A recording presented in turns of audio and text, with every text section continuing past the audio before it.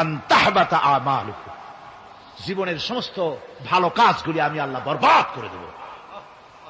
আজ পর্যন্ত এই আয়াতে কারিমা রাসূল পাক সাল্লাল্লাহু আলাইহি ওয়াসাল্লামের রওজায়ে আতহারের সামনে সবুজ সাইনবোর্ডের উপরে সোনার অক্ষর দিয়ে এই আয়াতে কারিমা লেখা রয়েছে। সুবহানাল্লাহ।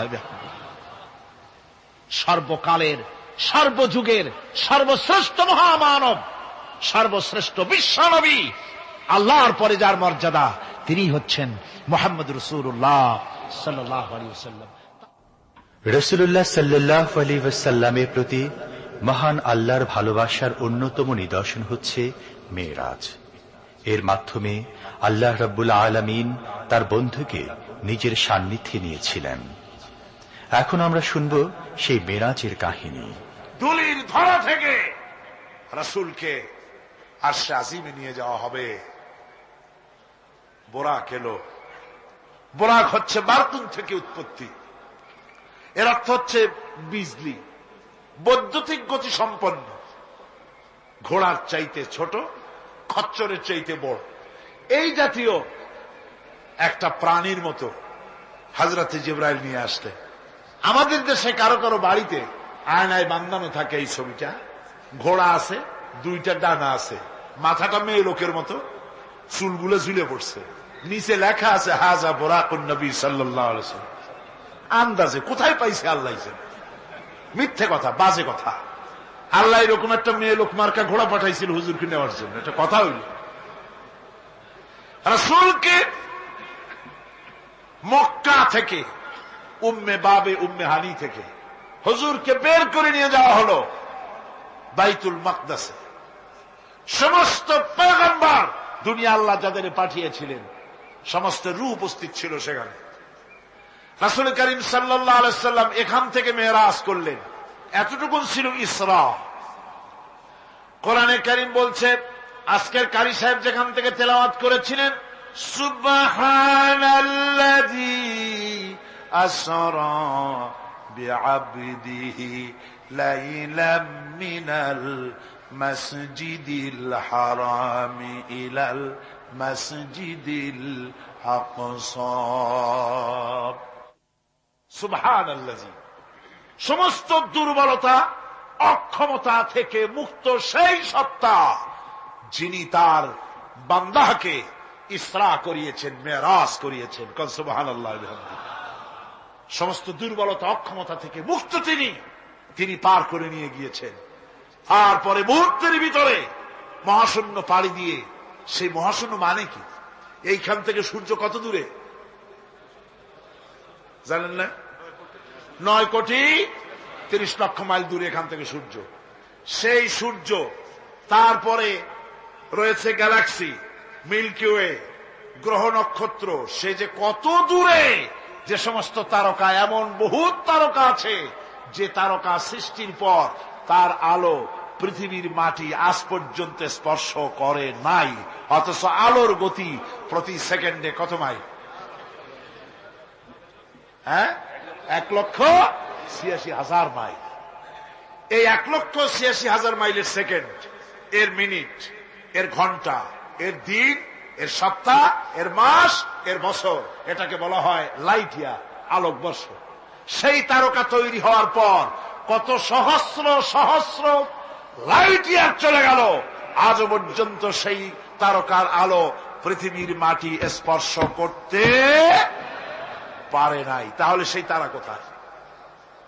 আল্লাহ রাব্বুল আলামিন তার হাবিবকে চাঁদ, সূর্য, গ্রহ, নক্ষত্র, মহাশূন্য পাড়ি দিয়ে, তারপরে 7 আকাশ পাড়ি দিয়ে সিদরাতুল মুনতাহা পর্যন্ত নিয়ে গেলেন। জোরে কোন সুবহানাল্লাহ। এবার সিদরাতুল মুনতাহা পর্যন্ত যাওয়ার পথে যত ঘটনা ঘটল, সেগুলো আপনারা ইতিহাস থেকে পড়ে নেবেন, ওগুলি বলার সময় আমার কাছে নাই।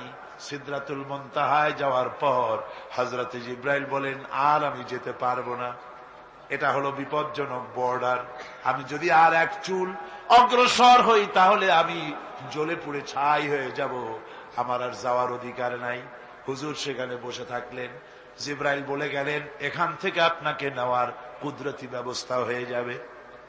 রাসূল দুনিয়ায় ফিরে এসে হযরতে বেলালকে ডেকে বলেছিলেন, বেলাল গো, এমন কি আমল তুমি করো আমারে শোনাও। হযরতে বেলাল বলেন, হুজুর আমার আমল তো সব আপনি জানেন। কয় না, কি করো শোনাও। বেলাল বলেন, হুজুর খাস আমলের মধ্যে এতটুকু আছে যে আমি কখনো বিনা উজুতে থাকি না। যখন উজু চলে যায় উজু করি, আর উজুর ইহতিমামের জন্য 2 রাকাত নফল নামাজ পড়ি। হুজুর বলেন, বেলাল তুমি এই আমল ছাড়বা না, কারণ সিদরাতুল মুনতাহায় হযরত জিবরাইল আমারে যখন ছেড়ে চলে গেলেন, আমার একা একা বড় ভয় লাগতে লাগলো। তখন আমার মনে হচ্ছিল তুমি যেন আমার চতুর্দিকে হাঁটতেছো। আমার ভাইয়েরা, রফরফ নামক বিছানা চলে এলো। কুদরতি এই বিছানায় চড়ে নবীজি আল্লাহ রাব্বুল আলামিনের দরবারে আরশে আজিমে পৌঁছে গেলেন। জোরে বলেন সুবহানাল্লাহ, জোরে বলেন সুবহানাল্লাহ। যেখানে পৃথিবীর কোন মানুষের যাওয়া সম্ভব নয়, গোটা পৃথিবীর মানুষের মর্যাদা আল্লাহ পাক বাড়ায় দিলেন। আরশে আজিমে হুজুরকে নিয়ে গেলেন। তারপরে তিনি কথাবার্তা হুজুরের সাথে কি বললেন, সেই কথাগুলি নিয়ে আমাদের দেশে কথা হলো এই যে হুজুরকে নিয়ে আল্লাহ 5 ওয়াক্ত নামাজ দিছিলেন তো 50 ওয়াক্ত। মুসা আলাইহিস সালামের সাথে দেখা না হইলে তো কাম সারছিল, আমাদের আর উপায় ছিল না। আরে ভাই, শুধু নামাজ দেওয়াই যদি উদ্দেশ্য হবে, তাহলে রোজার মতো তো আল্লাহ দুনিয়ায় বসে দিতে পারতেন কিনা? হজের মতো, জাকাতের মতো পারতেন কিনা? শুধু নামাজের জন্য নয়, আল্লাহ পাকের কায়নাত দেখাবার জন্য আল্লাহ পাক তাকে নিয়েছিলেন। বেহেশত দেখাইছেন, দোজখ দেখাইছেন, ভালো কাজ করলে কিরকম শান্তি হবে, খারাপ কাজ করলে কিরকম শাস্তি হবে চোখে দেখায় দিয়েছেন মুহাম্মদ রাসূলুল্লাহ সাল্লাল্লাহু আলাইহি ওয়াসাল্লামকে। মেরাজ থেকে ফিরে এলেন, ঘরে এসে দেখেন উজুর পানি, উজু করে যে গেছিলেন উজুর পানি তখনও গড়াচ্ছে।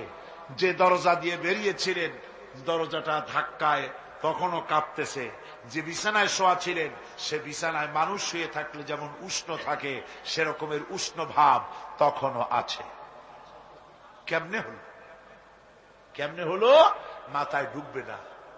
সুবহানাল্লাহ কোন ঢুকবে? জোরে কোন সুবহানাল্লাহ।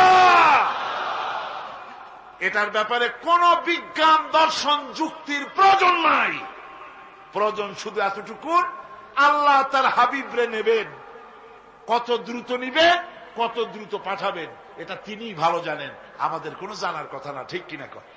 তবে দৃষ্টান্ত যদি চান তাহলে আমি দৃষ্টান্তটা এভাবে দিতে পারি, বুঝাবার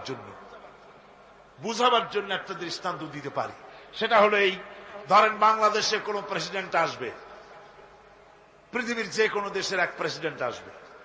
এটা আসার যখন খবর হয়ে যাবে তখন পত্র পত্রিকায় রুট বলে দেওয়া হয়, এই রুটে রাষ্ট্রীয় মেহমান রাষ্ট্রীয় অতিথি ভবনে আসবেন, এই রাস্তা দিয়ে সাধারণ ট্রাফিক চলাচল বন্ধ থাকবে। এয়ারপোর্ট থেকে নিয়ে রাষ্ট্রীয় অতিথি ভবন পর্যন্ত মেহমান না আসা পর্যন্ত সমস্ত ট্রাফিক চলাচল বন্ধ। মেহমান পৌঁছে যাবে, তারপরে আবার স্বাভাবিক ট্রাফিক চলবে। এটা জানেন কিনা? এইটা যদি পৃথিবীর সামান্য সলিমদ্দি কসিমদ্দি এই জন্য বলছি, আজ আছে কাল নাই। ঠিক কিনা গণ? আজ মন্ত্রিত্ব গেল, কালকে রাস্তায় দাঁড়ায় বলবে রিকশাওয়ালা আমার একটু নেওয়া, বাজারে মাছ কিনতে যাব। ঠিক কিনা? সুতরাং এদের তো কোনো মর্যাদা নাই, আজ আছে কাল নাই। এই দুনিয়ার সলিমদ্দি কসিমদ্দির জন্য যদি এভাবে ট্রাফিক চলাচল বন্ধ করে দেওয়া হয়, তাহলে আকাশ এবং জমিনে আল্লাহ রাব্বুল আলামিনের সর্বশ্রেষ্ঠ মেহমান জনাবে মুহাম্মদ রাসূলুল্লাহ সাল্লাল্লাহু আলাইহি ওয়াসাল্লাম, এই মেহমান আল্লাহর দরবারে যাবেন। আল্লাহ যদি বলে দিয়ে থাকেন, আল্লাহ যদি হুকুম করে থাকেন, সময়ের গতি, বার্ষিক গতি, আহ্নিক গতি, আকাশের গতি, সূর্যের গতি, সময়ের গতি, রাত 3:45 10 সেকেন্ড, এখন সমস্ত গতি স্তব্ধ হয়ে যা। আমার হাবিব আমার দরবার থেকে ঘুরে যখন ঘরে ফিরে যাবেন, আবার 3:45 11 সেকেন্ড থেকে শুরু হয়ে যাবি।